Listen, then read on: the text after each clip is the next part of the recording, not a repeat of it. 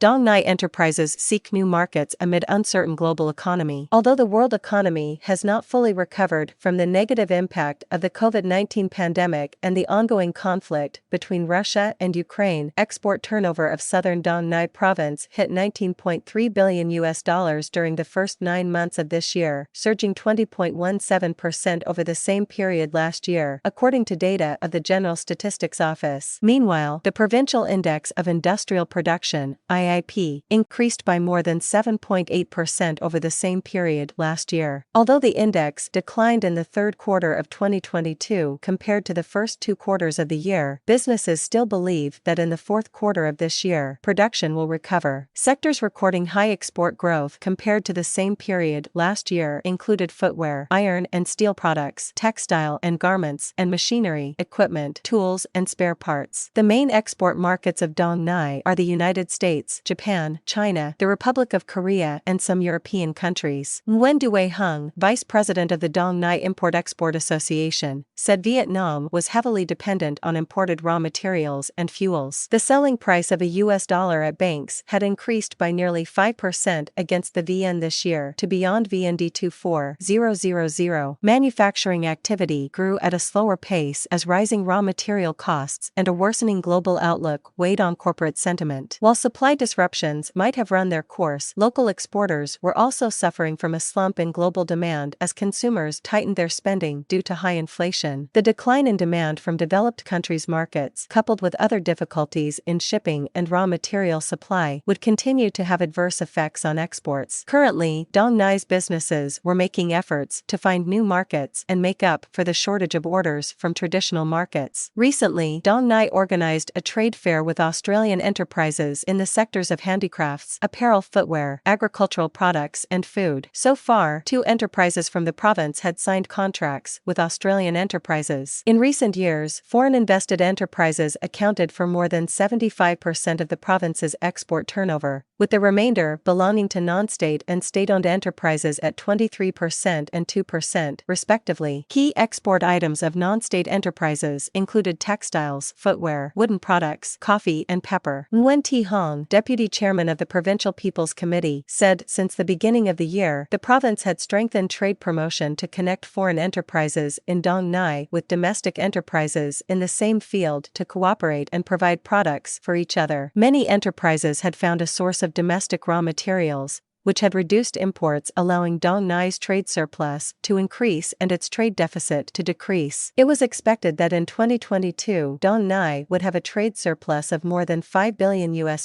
which would be a new record of the province. This podcast is created by Kronos Worldwide Productions.